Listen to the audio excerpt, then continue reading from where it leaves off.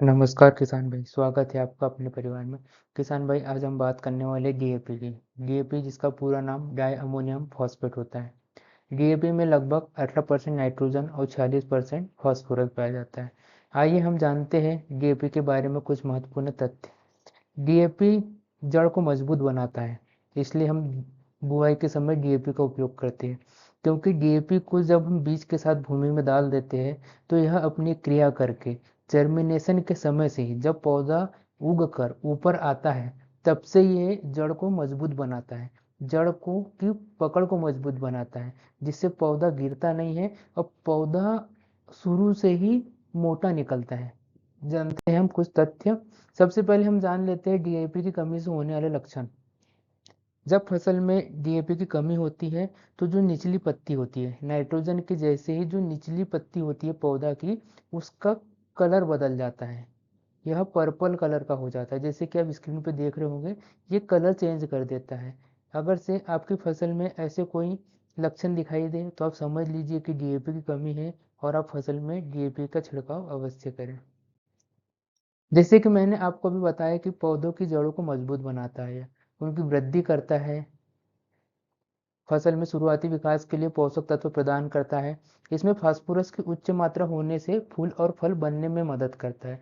मतलब जर्मिनेशन से लेके जब तक फूल और फल बनता है, तब तक यह पौधे को स्ट्रॉन्ग रखता है, जिससे उपज अच्छी होती है, पौधा अच्छा रहेगा, फूल अच्छे बनेंगे, जिसमें फल अच्छे लगेंगे और ज़्यादा हमें लाभ प्राप्त होगा।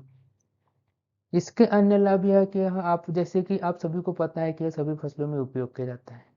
धान, गेहूँ, मक्का, दलहन, तिलहन, गन्ना। गन्ना में भी हम डीएपी का इस्तेमाल करते हैं। यह मिट्टी की पाचन क्षमता को बढ़ाता है, खाद की संतुलित आपूर्ति को पूरा करता है, क्योंकि इसमें नाइट्रोजन और फास्फोरस का संतुलित मिश्रण होता है, जो पौधों के लिए विकास के लिए आवश्यक होता है। इसके बाद में डीएपी के प्रयोग में ध्यान रखने वाली कुछ बातें होती है।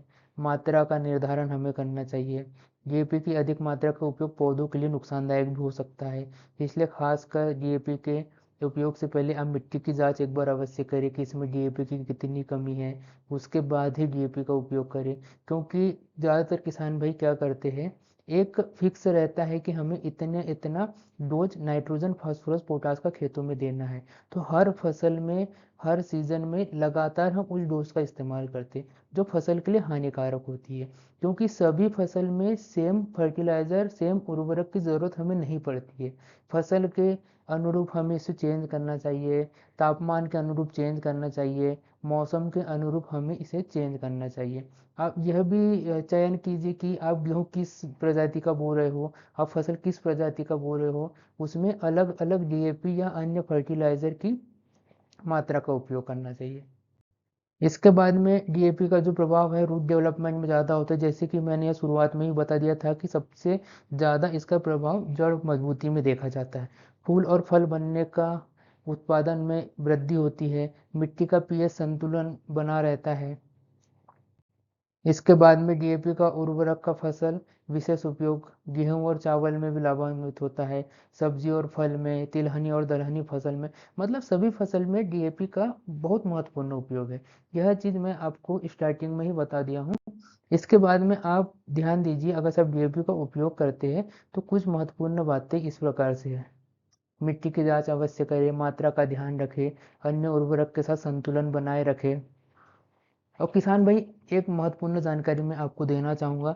जैसे अभी बहुत किसान भाइयों से मेरी बात हुई तो उन्होंने बताया कि अभी डीएपी का स्टॉक कम है, डीएपी हमें सही मात्रा में नहीं मिल पा रही है और बुआई नज़दीक आ गई है।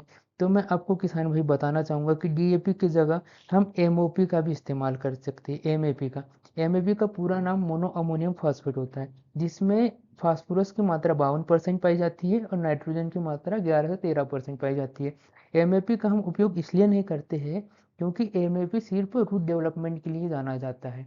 यह ज़्यादा घुलता नहीं है, पौधों को आसानी से उपलब्ध नहीं होता है। रूट डेवलपमेंट के लिए ही हम एमएपी का उपयोग करते हैं, बट इसमें फास्फोरस की मात्रा बहुत ज़्यादा है।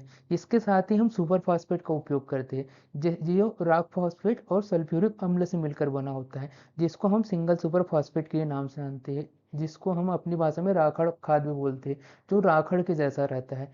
सिंगल सुपर फास्फेट का हम कम इस्तेमाल इसलिए करते हैं क्योंकि सिंगल सुपर फास्फेट में 16% ही फास्फोरस पाया जाता है, 12% सल्फर पाया जाता है, 20% कैल्शियम पाया जाता है।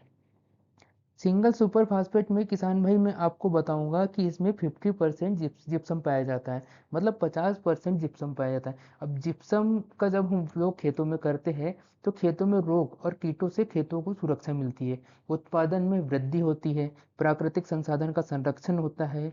इस प्रकार से कुछ तथ्य थे किसान भाई जो DAP, gypsum, single super phosphate और एमएपी के मैंने आपको बताया। आशा करता हूँ कि आपको यह जानकारी पसंद आई होंगी। तब धन्यवाद।